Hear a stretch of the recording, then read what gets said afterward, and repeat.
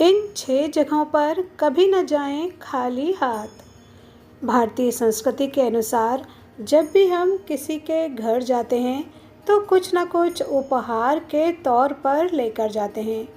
यूँ तो ये एक सामाजिक व्यवहार है, लेकिन इस परंपरा से जुड़ा हुआ है गहन ज्योतिष। ज्योतिष शास्त्र कहता है कि किसी के भी घर जाते समय उसके लिए कुछ लेकर ही जाना, फिर चाहे वो एक फल ही क्यों न हो। ये बहुत शुभ माना जाता है और इससे ग्रह भी अच्छी स्थिति में बने रहते हैं। आइए आज के इस वीडियो में जानते हैं उन 6 जगहों के बारे में जहां हमें खाली हाथ भूल से भी नहीं जाना चाहिए, नहीं तो इससे अशुभ परिणाम देखने को मिलते हैं। सबसे पहले आता है दोस्त के घर कभी न जाएं खाली हाथ। ज्योतिष शास्त्र में बताया गया है कि दोस्ती का संबंध चंद्रमा और बुध ग्रह से है। ऐसे में अगर आप अपने किसी दोस्त के घर जा रहे हैं तो चाहे सिर्फ एक कोई फल या कोई एक मिठाई ज़रूर लेकर जाएं। इससे चंद्रमा की स्थिति मजबूत होती है और मानसिक शांति प्राप्त होती है। वहीं बुध के मजबूत होने से बुद्धि तीव्र बनती है और ज्ञान में बढ़ोतरी होती है। नंबर 2, धर्म स्थल या मंदिर कभी न जाएं खाली हाथ। मंदिर में खाली हाथ जाना अशुभ माना गया है।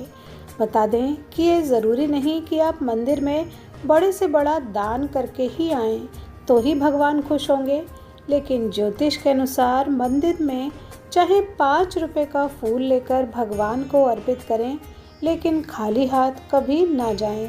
ऐसा इसलिए क्योंकि खाली हाथ मंदिर में जाने से ग्रहों की कुदृष्टि आरंभ हो जाती है।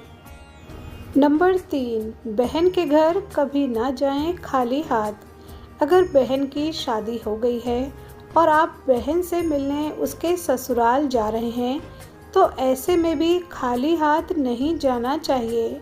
इसके पीछे का ज्योतिष तर्क कहता है कि बहन का संबंध मंगल ग्रह से होता है। जिस व्यक्ति के जीवन में ऊर्जा, साहस, शक्ति इनकी कमी हो उसके लिए ये सबसे सरल उपाय है मंगल को मजबूत करने का। अगर आप मांगलिक हैं तो भी इस उपाय को अवश्य करें। नंबर 4 पर है गुरु स्थान, यानी आपके शिक्षक का घर।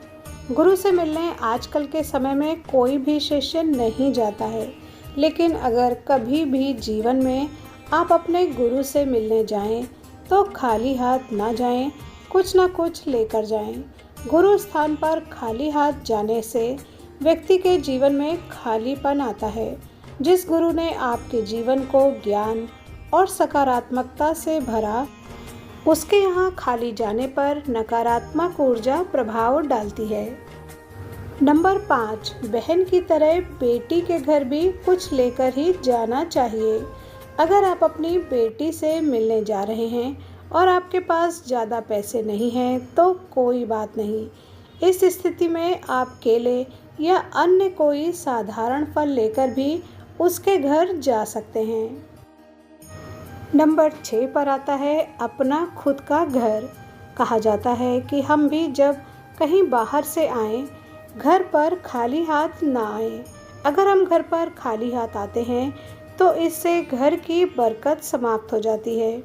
अगर घर पर कुछ लेकर आते हैं तो इससे घर की बरकत बनी रहती है और माता लक्ष्मी भी प्रसन्न रहती है।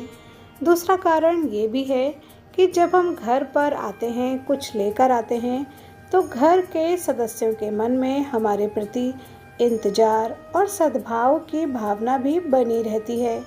बच्चे भी उस सदस्य के आने का बेसब्री से इंतजार करते हैं।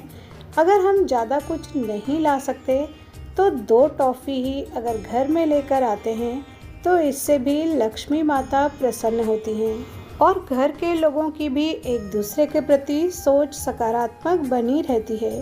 अगर हम व्यापार भी करते हैं तो उस व्यापार में भी हमारी बरकत बनी रहती है।